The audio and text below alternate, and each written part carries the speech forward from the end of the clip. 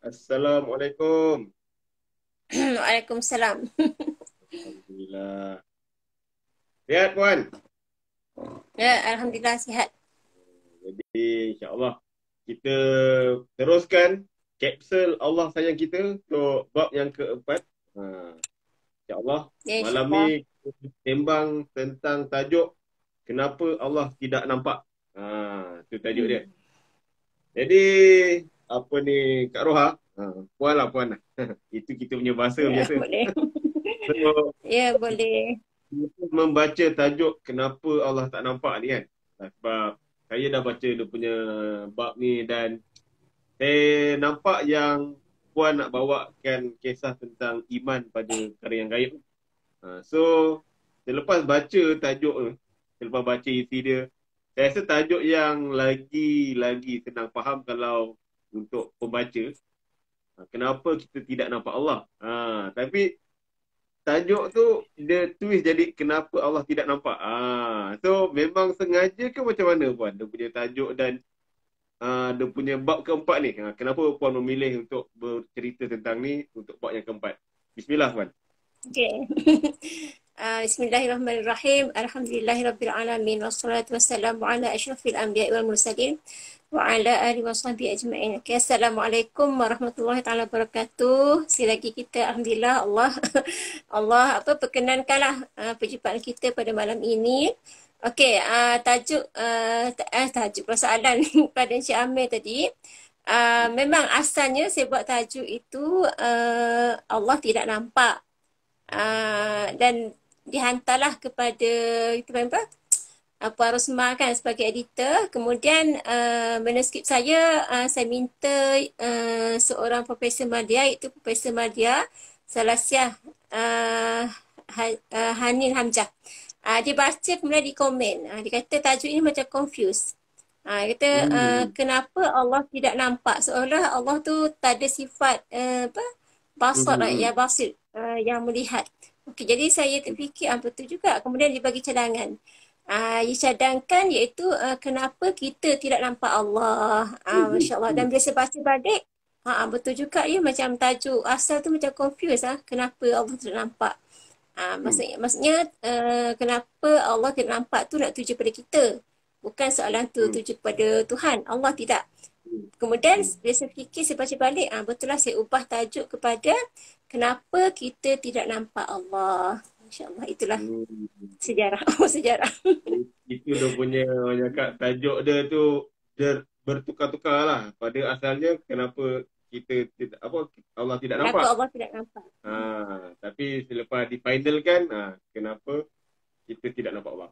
So, Puan, jadi bab ni, kan, bab bila dalam kelas lah saya nampak yang Puan cerita pada student, banyak yang Puan bagi perumpamaan lah berkenaan perkara yang kita tak dapat lihat. Tapi benda tu penting. So, kalau boleh Puan Roha kongsikan malam ni, apa benda yang sebenarnya kita tak nampak pun benda tu. Tapi benda tu penting dalam hidup kita. Boleh Puan kongsikan. Okey. Terima kasih Encik Amir, Masya Allah. Memang antara topik utama lah, topik pertama yang diajar kepada pelajar saya semester 2 lah, iaitu bab akidah. Dalam bab akidah tu ada tajuk kecil, itu rukun iman. Rukun Hmm. iman tu apa? Ceritalah kepada dia, percaya pada Tuhan, Allah, malaikat, Rasul, kitab, hari kiamat dan qadar. Okey, kalau kita lihat semua tu semua tak nampak. Jadi apa yang perlu kita buat, kita yakin, percaya. Nak yakin tu susah. Jadi saya buat analogi, Encik Amir buat analogi macam mana? Saya tak cerita lagi, Allah tak nampak ni, tak cerita lagi. Itu last. Okey, saya mulakan dengan benda yang tak nampak, yang kita guna setiap hari. Contohnya elektrik, ataupun angin, kan? Ataupun satu lagi yang paling penting, wifi.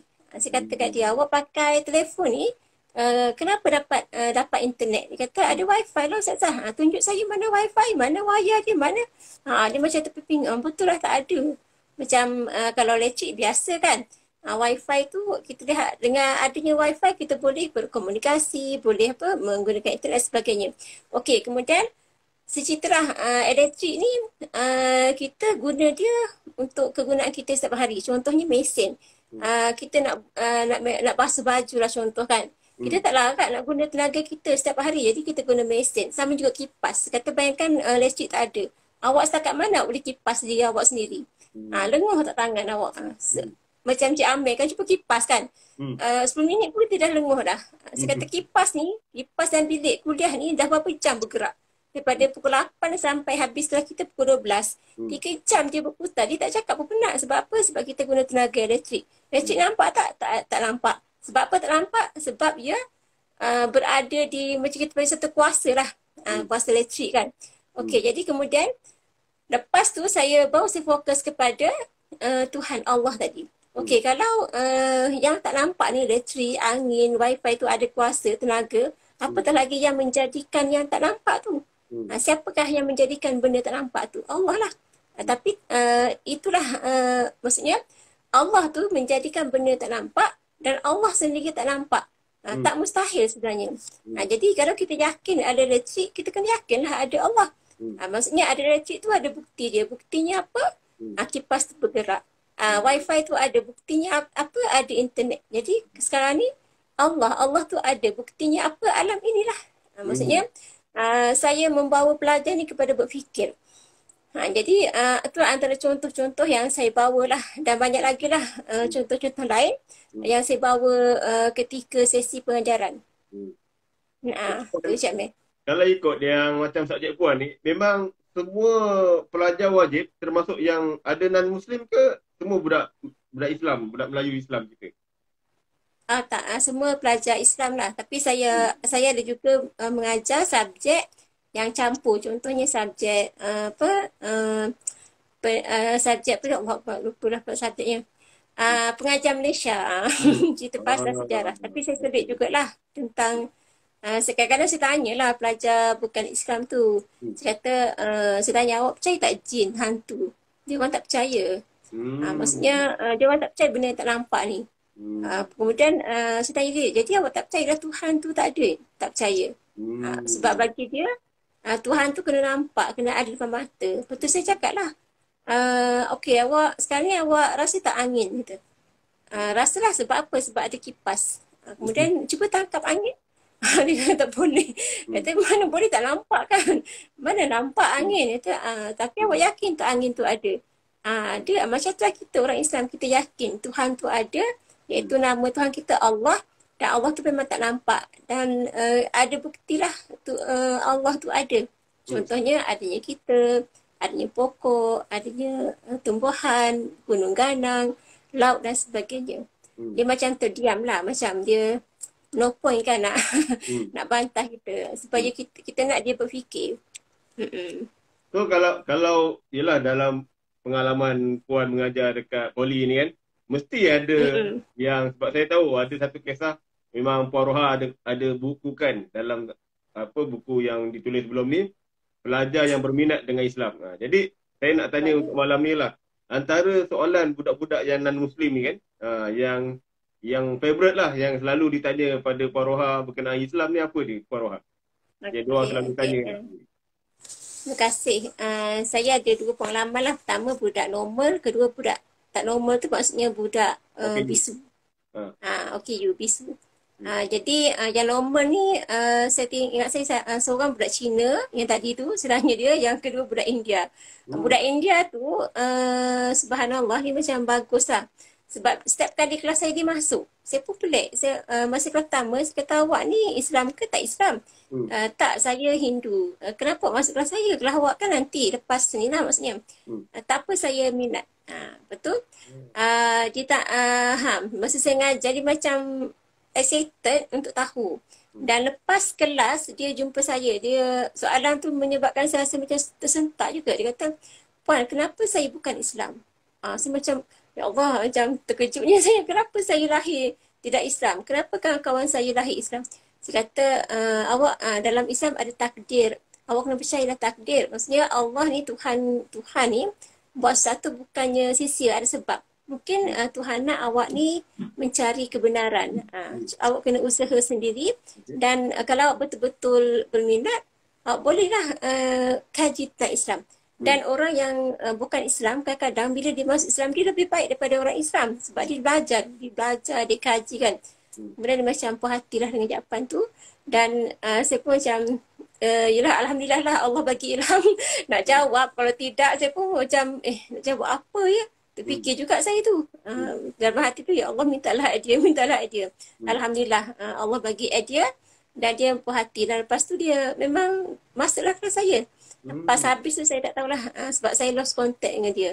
Hmm. Tak tahu dia macam mana, saya doakanlah semoga Allah beri hidayah kepada dia.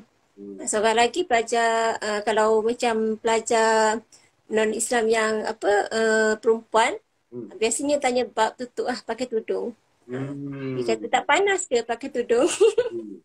Kata tak, sebab kita macam awak lah. Kalau awak suka kan, awak sayang mak, awak rela tak bersusah untuk mak? Hmm. Kata, saya boleh, memanglah saya akan susah lah, bersusah untuk mak. Macam itulah saya bersusah untuk agama saya, tak apa. Sebab kita yakin kan. Tapi yang tu budak India tu dia macam saya tanya lah, dia kata macam pakai tudung ni rimas, menyusahkan. Jadi saya teranglah kat dia macam mana kan. Itulah macam kita sendiri pun sebagai pensyarah kena ada banyak ilmu lah nak jawab soalan-soalan pelajar ni. Kadang-kadang ditanya pun kita macam terjangkau kan soalan dia. Power juga soalan budak ni. Maksudnya dia melihat kita, dia memerhati. Hmm. Kadang-kadang saya tanya, ada tak soalan awak tentang Islam? Adalah dia tanya, macam budak lelaki dia tanya, budak Cina lah. Dia kata kenapa susah macam nak kena solat kan. nak kena solat. Kata, itulah tanggungjawab kita. Macam makan kan, saya kata makan awak makan berapa kali sehari? 5. Macam itulah, kita solat 5 kali sebab roh kita nak makan. Dia anggut-anggut. Puan punya jawapan tadi tu yang berkenaan kalau kita sayang mak kita, kita ikut apa mak kita. Ya.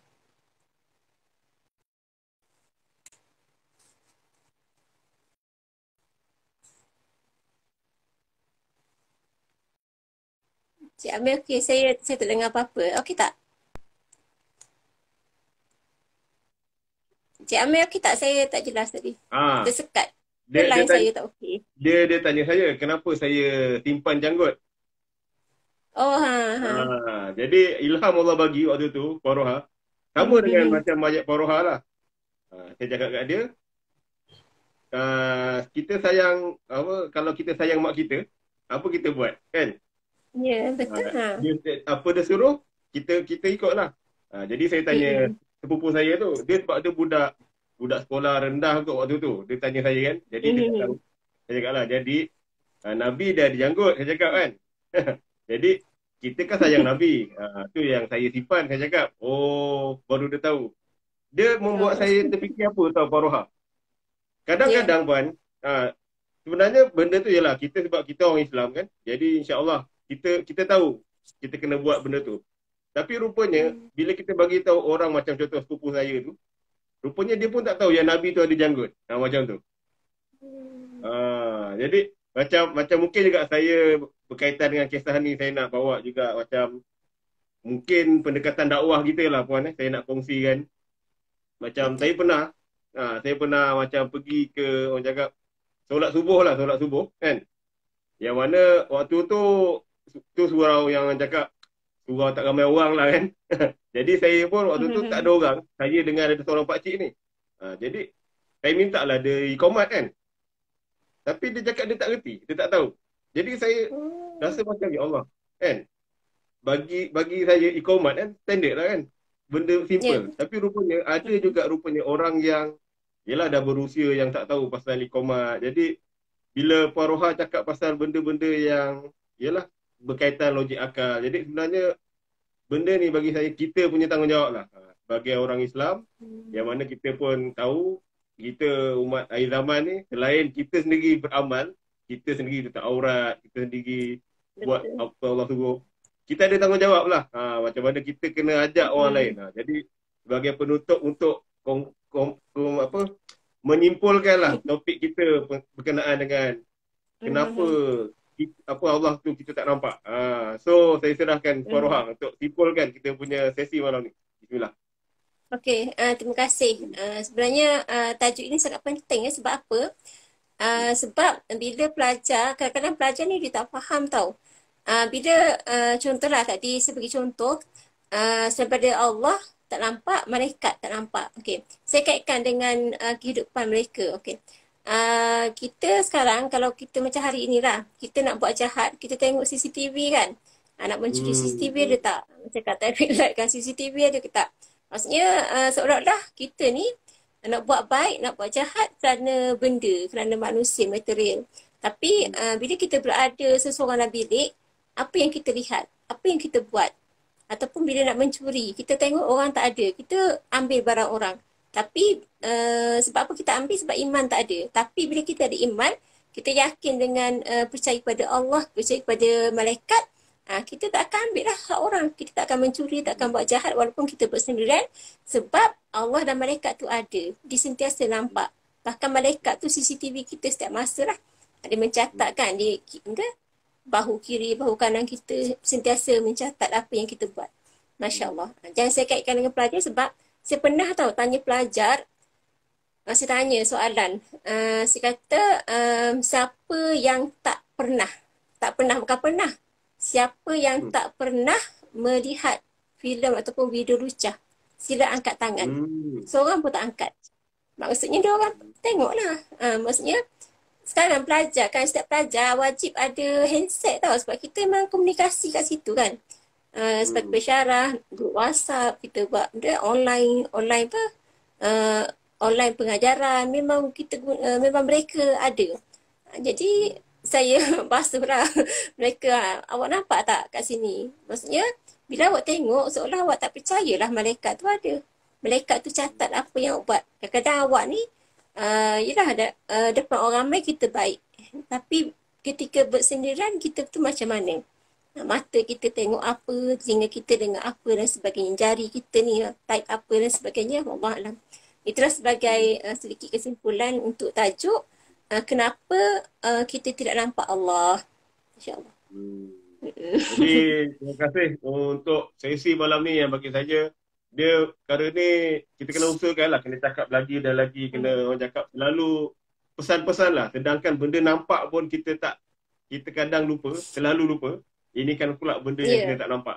Jadi antara benda yang boleh kita buat, inilah baca buku-buku yang sebegini, yang walaupun motivasi santai, tapi bila Puan masukkan dalam buku ni, insya-Allah lah dia punya pesan tu buat macam Puan cakap tadi, buat kita berfikir macam mana betul juga kan, aku kalau ada CCTV aku tak buat, tapi sebenarnya kita ada kiraman katibin ni, Rokib Atid ni sentiasa pahala dosa ni sentiasa catat lah, sama ada ikhlas tak ikhlas tu Allah yang tahulah. Jadi insya-Allah kita punya sesi ni kita akan sambung Jumaat depan dengan tajuk bab kelima, mahu isteri macam ustazah. Tajuk tu itu tajuk asal. Tajuk yang dalam final tajuk yang sama ke? Mahu isteri macam ustazah sama.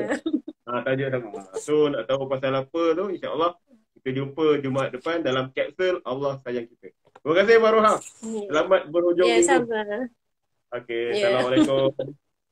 Waalaikumsalam.